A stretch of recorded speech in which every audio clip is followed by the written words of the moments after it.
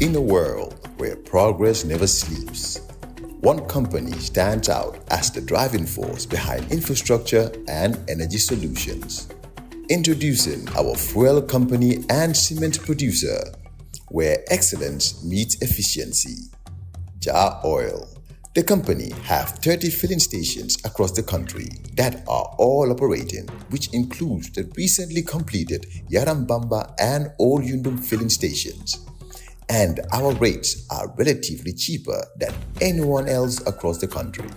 Along the years, Jar Oil introduces importation and distribution of cement in their line of business to diversify and strengthen their operations. Are you a cement retailer?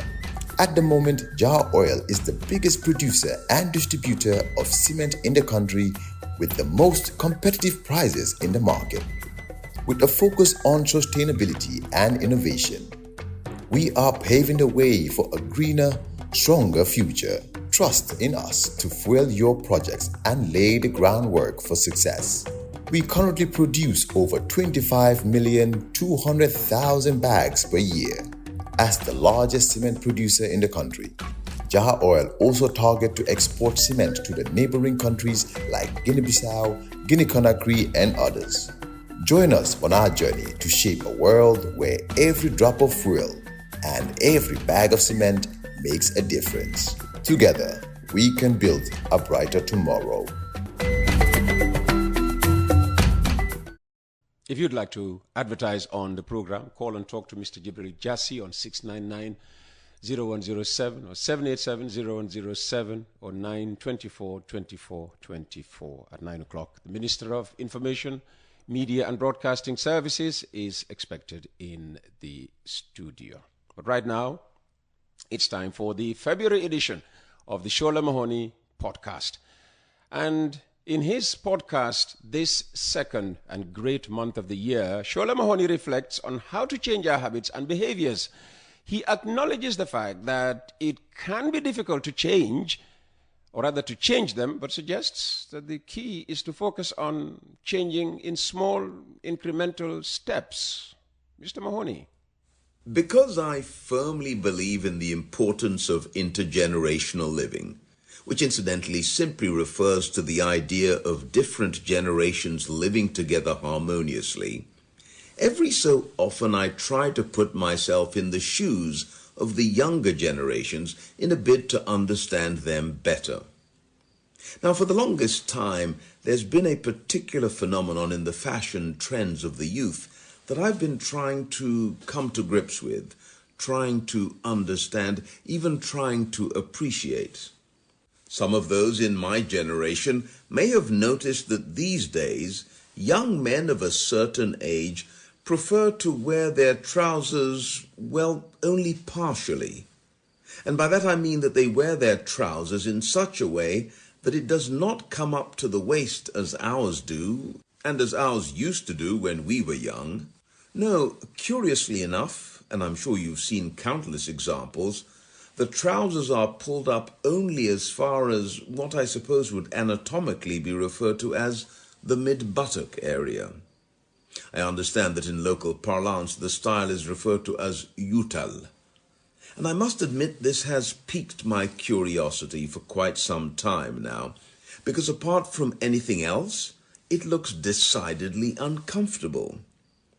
But on the rare occasion when I have engaged one of the youngsters sporting this fashion and suggested that they would be much more comfortable if they pulled their trousers all the way up to their waist, I've been told in no uncertain terms that I've got it all wrong. No, Dad, kontu baby defa dang, defma khatal. That the yutal style is far more comfortable. Well, let me confess that last year, in the privacy of my home, of course, I did on a few occasions actually force myself to experiment with the yutal style, just to see if I could uncover and experience its so-called special comforts. But my best efforts notwithstanding, the experiment never lasted more than a couple of hours before I had to reach for my belt and adjust my trousers upwards. So my 2024 yutal experiment was short-lived, But it did provide me with an insightful lesson about how difficult it is to change one's habits once they are embedded in one's behavior. But so much for 2024. In case you missed it, ICYMI, as the kids on social media like to say, we are already in the second month of what was a brand new year just a few weeks ago. And in case you're feeling that the month of January flew past you at bewildering speed, that is actually good news. Because statistics show that for older persons in particular, January is often considered the most depressing month of the year due to a combination of factors driven primarily by the post-Christmas holiday blues. That abrupt transition from the joyful and festive atmosphere of the Christmas holidays back to our quieter, more routine and humdrum lives. So if you've made it through January, you can give yourself a pat on the back. And evidence also shows that a secondary factor contributing to the January blues is that January is the peak time for setting lofty New Year's resolutions and goals, and then spectacularly failing to stick with them, which inevitably leads to feelings of guilt, frustration, and sometimes even despondency. Now, if you are one of those having feelings of self-doubt about the way your new year 2025 has started, fear not. There's good news for you. First of all, we're still in the first week of February, which means that there's plenty of time for us to pivot, to reset, to course correct, just to borrow from the lexicon of corporate jargon.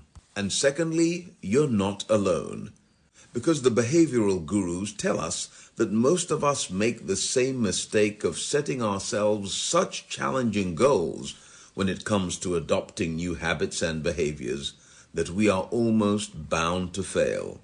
The fact is that the big transformations, the big improvements that we're often looking for in our lives do not and cannot just happen overnight. My unsuccessful Utah experiment certainly taught me that habits and behaviors built up over years can't be changed by the simple flicking of a switch. Rather, research shows that such transformations tend to come from small, incremental, but consistent changes over time. In his seminal book, Atomic Habits, the author James Clear assures us that small, consistent improvements can lead to remarkable long-term results.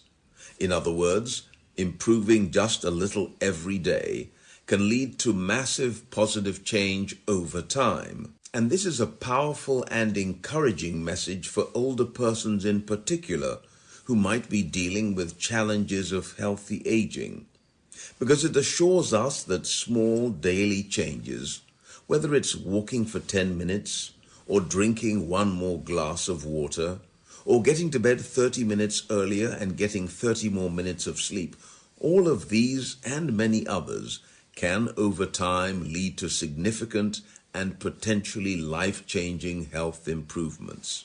And just in case some of us might be tempted to start thinking that it's too late to try to start new habits, thinking I'm too old to change, the fact is, it's never too late to start good habits. Adopting healthy lifestyle changes later in life can significantly enhance both longevity and the quality of life. And research indicates that even in older adults, positive modifications in habits can lead to substantial health benefits. Perhaps the key to it all is the need for a change in our mindset. We need to move away from thinking that it's already too late, to realizing that it's never too late. From thinking that it will take way too much effort to change, to realizing that it's just a question of changing and improving one tiny step at a time. Because over time, small changes and small improvements and small habits add up to improve the quality of our lives. And it doesn't matter whether these little changes come in the form of your lifestyle or your exercise regime or your diet. So maybe my UTAL experiment didn't work out because I was expecting to experience an immediate change. Maybe I allowed myself to be put off too early by the initial discomfort of having my trousers halfway down my hips. But then again, maybe it's just as well, because from what I can tell, it seems that UTAL is for youths. So fogna it's better my Bible budal. But on the other hand, good habits and good health are good for us all, young and old, irrespective of our age. And so if you started the new year 2025 with a few missteps, February is not too late to start shedding your bad old habits and practicing new ones, one tiny step at a time. And so I urge you and encourage you this month to find time to take that one tiny first step. I'm always learning something new with every The Sola Mahoney podcast of the month. And ICYMI, in case you missed it, yes, that's the new thing I learned. ICYMI. In a world where progress never sleeps, one company stands out as the driving force behind infrastructure and energy solutions. Introducing our fuel company and cement producer, where excellence meets efficiency. Jar Oil. The company have 30 filling stations across the country that are all operating, which includes the recently completed Yarambamba and Old Yundum filling stations. And our rates are relatively cheaper than anyone else across the country. Along the years, Jar Oil introduces importation and distribution of cement in their line of business to diversify and strengthen their operations. Are you a cement retailer? At the moment, Jar Oil is the biggest producer and distributor of cement in the country with the most competitive prices in the market. With a focus on sustainability and innovation, we are paving the way for a greener, stronger future. Trust in us to fuel your projects and lay the groundwork for success. We currently produce over 25,200,000 bags per year. As the largest cement producer in the country, Jar Oil also targets to export cement to the neighboring countries like Guinea-Bissau, Guinea-Conakry, and others. Join us on our journey to shape a world where every drop of fuel and every bag of cement makes a difference. Together, we can build a brighter tomorrow.